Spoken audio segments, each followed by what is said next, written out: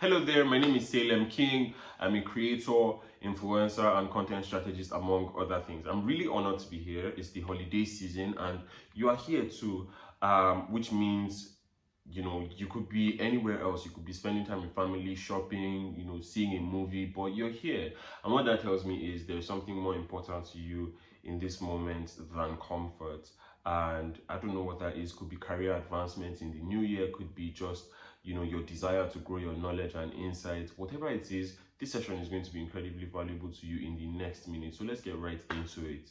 I am filming this from my room because we are going to talk about something really personal. It's also serious, but it's very personal, and I want to maintain that personal tone and make I don't want this to put you under any form of pressure. I just want you to know that this is easy, or maybe not easy, but this is simple. This is an idea that I want to plant in your mind, that when you practice and when you apply, it would make a whole lot of difference for you. Today we're talking about the process of personal branding. Now, the first thing we're going to do is answer two simple questions. First, what is a personal brand, and what is personal branding?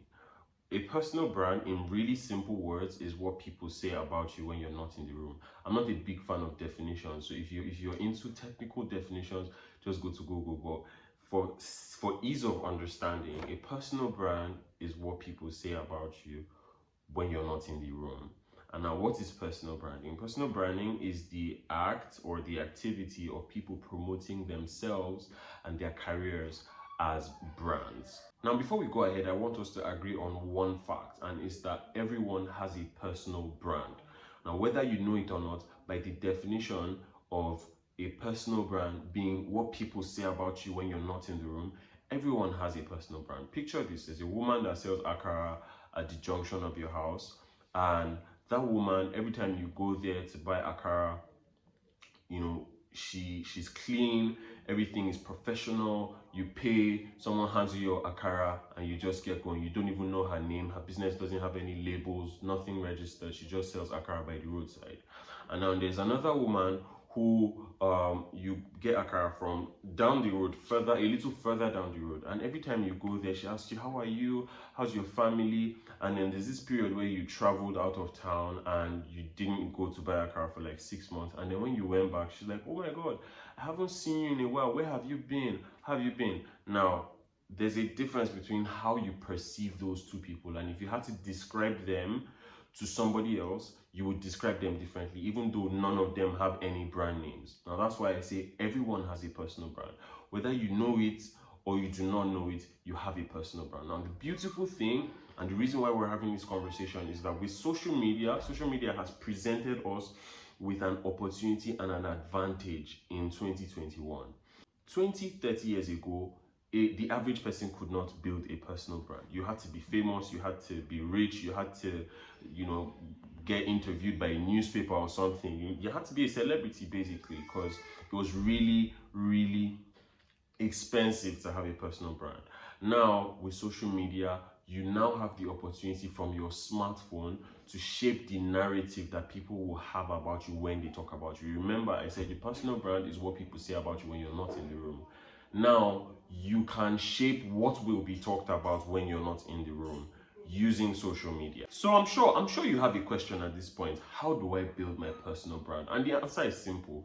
You build it with your story. And when I say your story, I don't mean your success story. I'm not talking about your starting from the bottom, now we hear story. I'm talking about your everyday, your progress story. Why is this important?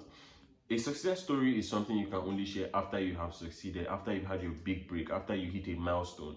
But your progress story is something you have to talk about every day. And at every stage of life that you're in, there's someone who can learn from your experiences. There's someone who can learn from everything you've been exposed to. There's someone who can benefit from your reality, no matter how unripe you think it is. So if you're watching this and you're feeling, I don't have a story, I don't have anything to say, I want you to go ahead and ask yourself these questions. 1, ask yourself, what am I passionate about? 2, what's one thing I could talk about for 1 hour without preparing?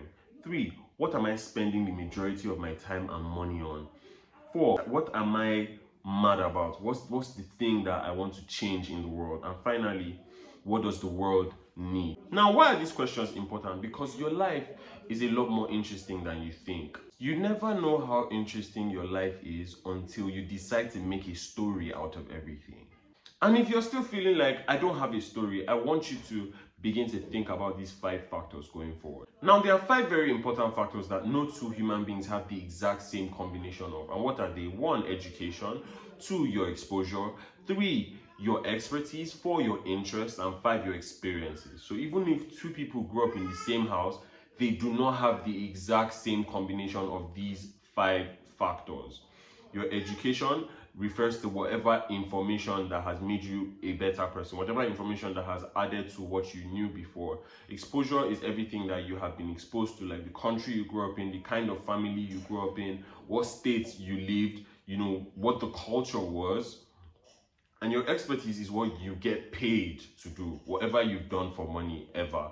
Your interests, your passions, what you're happy about, what sparks joy for you. And finally, your experiences.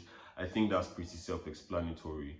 But let me talk about experiences for a little bit more. When 2 people go to the cinema and watch a movie, have you ever experienced the thing where one person comes out and is like, oh my God, that's the best movie I've ever seen?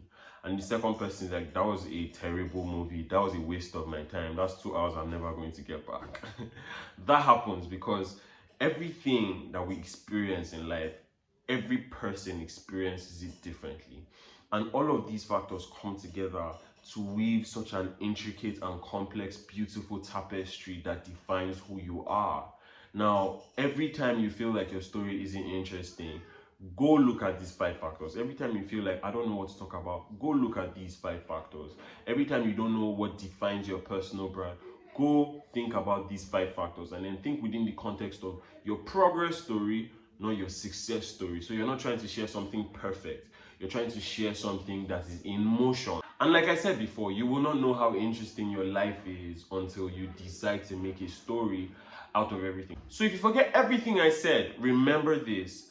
Personal branding is personal. Do not take the personal out of the brand, otherwise it's not human anymore, right? So personal means it's flawed. Personal means it's human. The brand part means, of course, it's calculated and all, but your story needs to be human. It needs to be personal.